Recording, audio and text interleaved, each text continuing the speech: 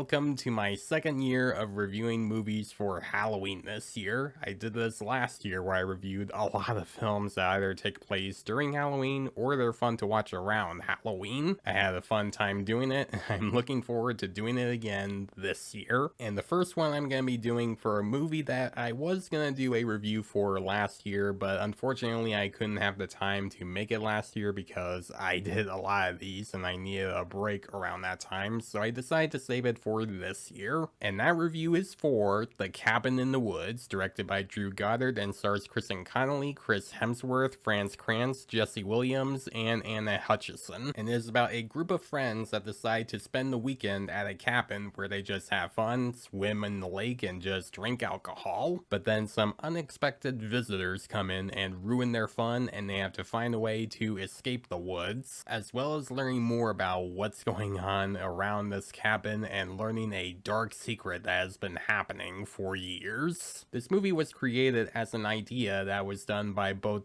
Goddard and his co-writer and future actor abuser Joss Whedon, where they had this idea for a few years and thought it would be a cool idea to make it into a movie. But after they filmed this movie, it was originally going to be released around October of 2009, but unfortunately got delayed from that year, and it got delayed a couple of more times, mostly because of financial difficulties. So this movie was shelved. It wasn't able to be released for a while. That is until the first Thor film with Chris Hemsworth came out, and that movie made Chris Hemsworth a big name actor. People were talking about around that time, and they were praising Chris Hemsworth for the film, and that gave them the opportunity to release Cabin in the Woods a year after Thor and a month before the Avengers. And when this film came out, it became a huge hit, where a lot of people have said it's one of the best horror comedies and one of the best films of 2012. Now, I didn't get a chance to see it in theaters or watch it at home because I was 14 when it came out and I was not feeling comfortable watching a lot more horror films at that time. There were a couple of exceptions, but there really weren't much films I watched around my teen years that I felt good watching. It wasn't until I found it on TV on the Sci-Fi Channel 3 years later, and it didn't really get me back then because I didn't understand what it was going for when I was a teenager.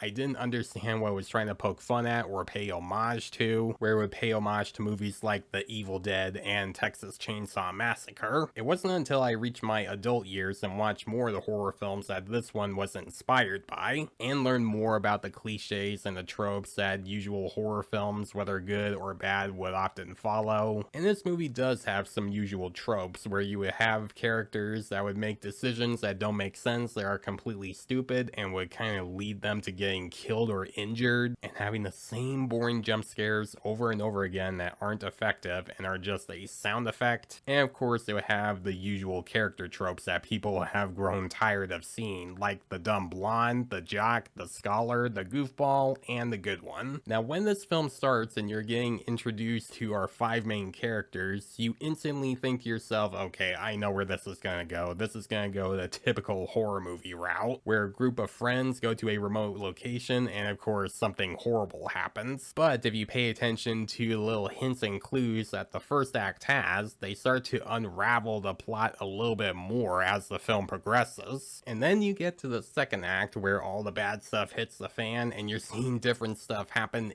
in the second act, making you wonder what the hell is going on. But then you get to the third act where you get the big twist revealed and you start to understand more of what this film was setting up, making this an awesome horror movie. Cabin in the Woods is pretty much a spoof movie. No, I'm not talking about Scary Movie, not that kind of spoof. It's the kind of spoof where it takes those cliches and tropes that we are tired of constantly seeing in other horror films and pokes fun at them. Because before and even after this film came out, we have had a lot of horror movies with the similar tropes that we are tired of seeing over and over and over again, where you constantly have have characters making terrible decisions that make you wonder, what are you doing? You are being stupid. And Cabin in the Woods may have looked like that if you watch the trailers for this film, but when you watch the movie itself, it's really not. It just takes those tropes and pokes fun at them, and in a respectful way, of course, because this movie knows that a lot of people love horror films and people go crazy for them, especially getting insane in the third act, which we'll talk about that third act more in a second. This is also a very funny movie, whether you get the comedy from the comic reliefs like Richard Jenkins and Bradley Whitford, but from some of the kills as well, because it shows some characters that are getting ready to do something that they think is heroic,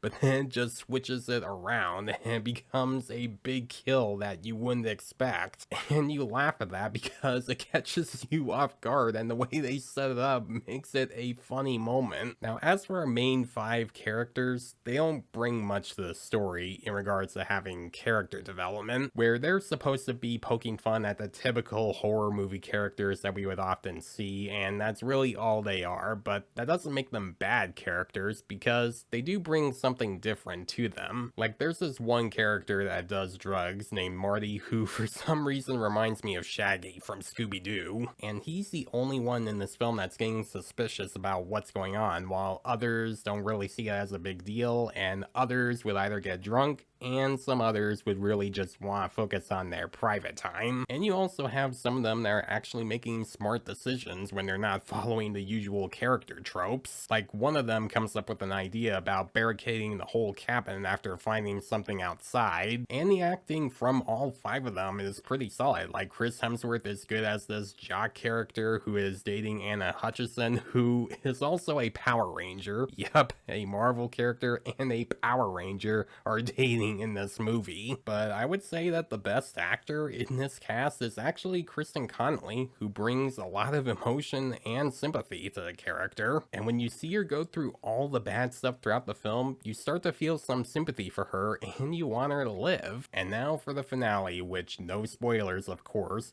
but this movie decides to take everything they set up throughout this whole film and just have it all in for one insane finale where you get to see everything unleashed, where you get to recognize all the nods to other horror films and a great reveal at the very end, which of course I'm not gonna get into spoilers with that. The Cabin in the Woods is an awesome horror comedy that is both a love and hate letter to horror movies. It takes the cliches and tropes that people are tired of seeing and pokes fun at them, and it has a very insane and fun finale. If you are a horror fan and you love horror comedies as well, please watch it. This movie is a lot of fun, and if you're tired of seeing the same tropes over and over again, please watch this film. This movie will take those tropes and just poke fun at them. I'm gonna give The Cabin in the Woods an A. Guys, that's the first of my Halloween month reviews for 2025. I already have a lot of other ones planned and I can't wait to talk about them this year. And they're gonna be films that are both old and new, as well as reviewing some newer films that aren't horror movies but are still gonna be reviewed anyway, like movies like Play Dirty and Tron Ares. So look forward to all of that happening this month. So what do you think of The Cabin in the Woods? Do you think it's a great movie to this day, or do you think it's not that great? Let me know in the comments below. And as always, if you like this video, please leave a like and subscribe to my channel so you don't miss a thing, because it helps my channel grow. Hit the notification bell so you know what other videos I'm posting. Follow me on Facebook and Instagram. Thanks for watching, guys, and I'll see you in the next one.